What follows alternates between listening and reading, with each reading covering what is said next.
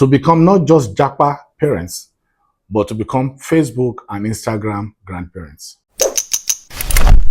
Some weeks ago in Ibadan, a friend told me of a professor he knew, retired now, who was gleefully early in the morning carrying a blue flask to go and buy some akara. Yes, that was going to be his breakfast for the day.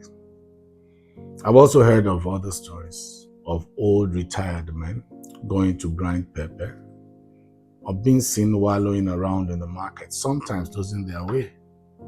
Because if they didn't do that, there was no one around to help them.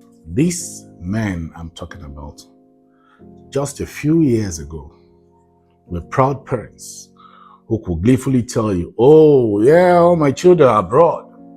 I have 2 in America, 3 in Scotland. Oh, they're doing so well. Just a few years ago. But today, the tides have changed. He's not exactly happy and he can't explain why. Yes, his children are no longer around. He has no help. His support system has collapsed. Many of us have taken decisions in the interest of our children, I believe, to see that they would have what we call better education and better life, all because our governments have run our country aground. But have we realized that we are paying very dearly for the consequences of those decisions we made? Especially for those of us who sent our children abroad early. Early meaning they even did their university education there. So they were not clearly grounded in our culture and the bonding between parents and children before they moved abroad into a totally different culture. Here you have children who no longer understand why it is an obligation to care for your parents.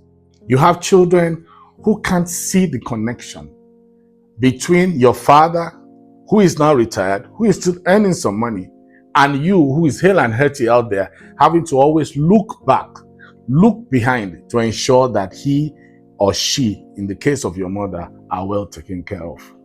This was not the plan. This was not the plan. Our hope in life is to grow old and have our children and grandchildren around us. But circumstances have pushed us, or probably we have also pushed ourselves, to become not just Japa parents, but to become Facebook and Instagram grandparents.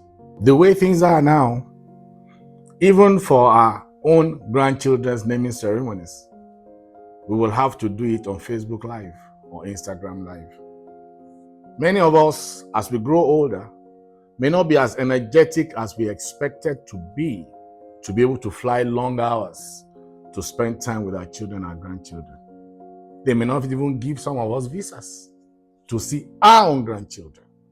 So, where is the joy that our own parents enjoyed in having the grandchildren in your arms to hug and kiss and smell them? What is the essence of all this effort and struggle to get to old age, when in old age you have to keep living as though you were a youth, fending for yourself, running around for yourself with no social support? It's important for us to understand that the survival of this country, for those of us who are in the age bracket of 40s and 50s and moving on, is an existential one. Because not only have they almost destroyed our past, our present is challenged, and they are threatening to make our future ruinous. This is not the way to live.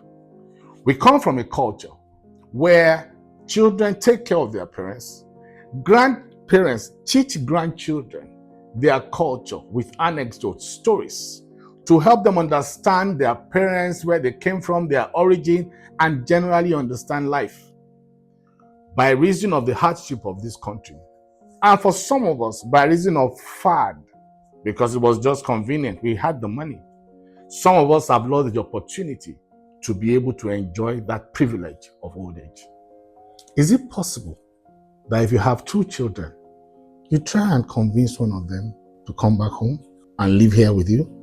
Yes, Nigeria has been tough, but you lived through it. It was from here you raised the money and the energy to be able to send them out. Foreign land is foreign land. Home is home. No matter how much we try to repaint it, home remains home. There is so much that we need to understand. There's a lot of disconnection because a wide gulf of sea separates us from our children, from our offspring.